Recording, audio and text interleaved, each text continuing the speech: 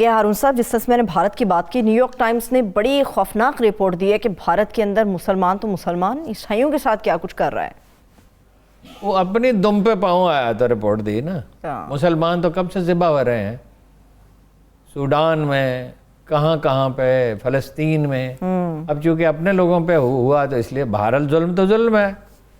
چاہے وہ مسلمانوں پہ ہو چاہے کسی اور مذاہب کے لوگوں پر ہو، مذاہب کے لوگوں پہ۔ وہ تو رپورٹ میں یہ لکھا ہے کہ جبراً عیسائی بنایا جا رہا ہے، اور بعض بن گئے، اور جو ان کے خیراتی ادارے ہیں وہ ان کے خلاف شکایات درج کراتے ہیں۔ خیراتی ادارہ یعنی جو لوگوں کی مدد کر رہا ہے، اور کون سا انڈیا؟ مدر ٹریسا کا انڈیا، جس کو نوبل پرائز ملا تھا کوڑیوں کی خدمت پہ۔ دیکھیں، جو عیسائی یہ یورپی دنیا ہے، مسیحی دنیا ہے، اس میں بعض چیزیں بہت اچھی ہیں، جو اچھی چیزیں وہ ماننی چاہیے۔ مثلا یہ جو کوڑیوں کا علاج وہ کرتے ہیں، یہ ویلفیئر کے ادارے بناتے ہیں، خیرات کرتے ہیں، ایسے ادارے ہیں جو بالکل کوئی اس سے پولیٹیکل بینیفٹ نہیں لیتے۔ تو مدر ٹریسا نے کسی سے یہ تو نہیں کہا عیسائی ہو جاؤ، ٹھیک ہے، خدمت کی۔ اب ان کے ساتھ یہ ہو رہا ہے، بدھوں کے ساتھ بھی یہی ہو رہا ہے۔ سکھوں کو تو 3,500 سکھ ایک دن میں قتل کر دیے گئے، ایک دن میں۔ Do you know? دلی میں جب اندرا گاندھی کا واقعہ ہوا تو قاتل تو دو تھے نا۔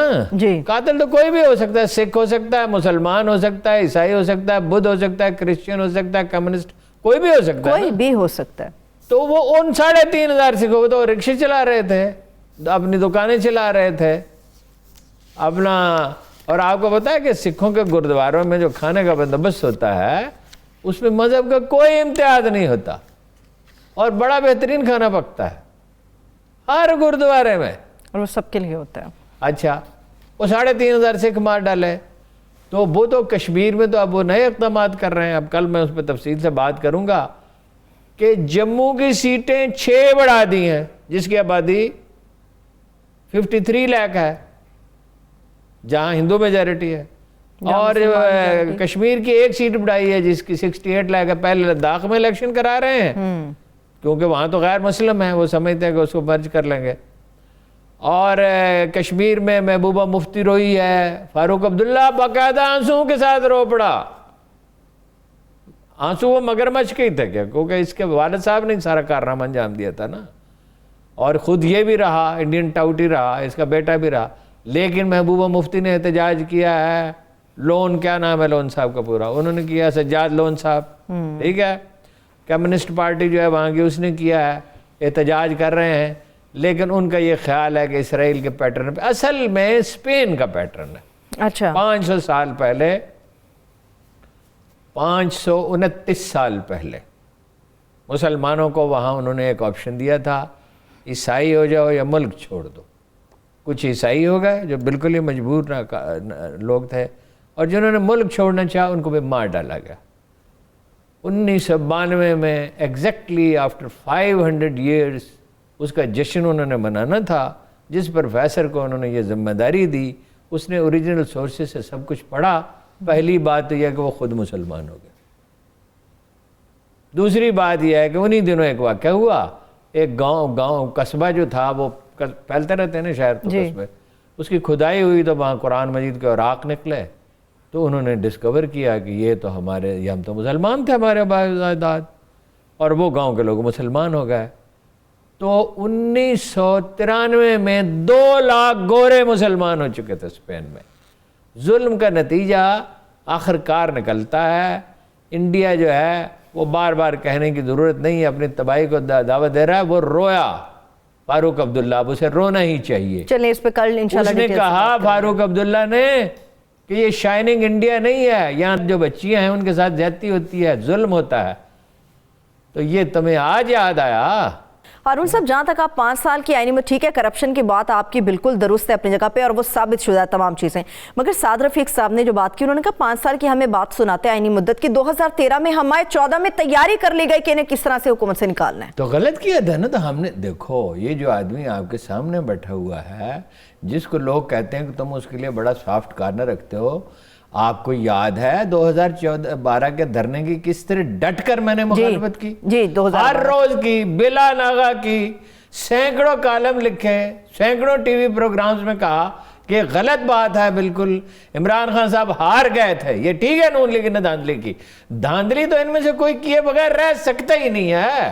دھاندلی کی، لیکن اگر بالکل فیئر الیکشن بھی ہوتے تو عمران خان صاحب نہیں جیت رہے تھے، انہوں نے ٹکٹ غلط دیے تھے، بالکل ایسے ہی غلط دیے تھے جیسے کہ اب پختونخوا میں دیے۔ وہ کہتے ہیں نواز شریف صاحب نے بڑے دل کا مظاہرہ کیا تھا کہ عمران خان صاحب کو کے پی کے کی حکومت دے تھی۔ بڑے دل کا نہیں مظاہرہ کیا تھا، بزدل تھے، سخت خوف زدہ تھے، شہباز شریف کو اپنا نواز شریف شہباز شریف کو سیکریفائز کرنے کے لیے تیار تھے۔ ان سے غلطی ہوئی، میں نے ان سے کہا جہانگیر ترین، عارف علوی صاحب، اپنا اسد عمر صاحب، خاکوانی صاحب، یہ اس کے گواہ ہیں، مکر جائیں تو دوسری بات ہے، لیکن ان میں کوئی مکرنے والا ہے نہیں ویسے۔ میں نے ان کو جس دن یہ جنرل راحیل شریف سے ملنے کے لیے گئے ایک میسیج بھیجا کہ دس از اے ہسٹوریکل اپرچونٹی، آپ کو فوج گارنٹی کر رہی ہے تحقیقات کی، تو ظاہر ہے وہ گارنٹی کرے گی تو اپنی عزت کا پاس کرے گی، تو آپ تحقیقات کرا لیں،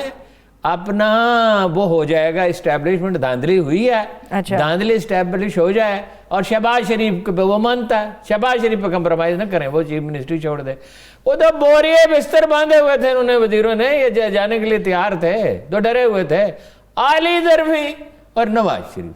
علی ظرفی اور عمران خان، علی ظرفی اور آصف علی زرداری، میں اس پہ کیا تبصرہ کروں؟ ٹھیک ہے، لیکن ہارون صاحب جو بھی کہیں، آج لب و لہجہ بڑا سخت تھا صادر رفیق صاحب کا، انہوں نے ریاستی اداروں پر تابڑ توڑ حملے کیے ہیں کہ طاقت کے حوالے سے ہم الیکشن لڑ کر آتے ہیں، سیاستدانوں کے خاندان سے ہیں، مگر ہمیں نکال باہر کر دیا جاتا ہے۔ میں نے آپ کو بھیجے تھے، وہ پڑھے نہیں کیے تابڑ توڑ حملے،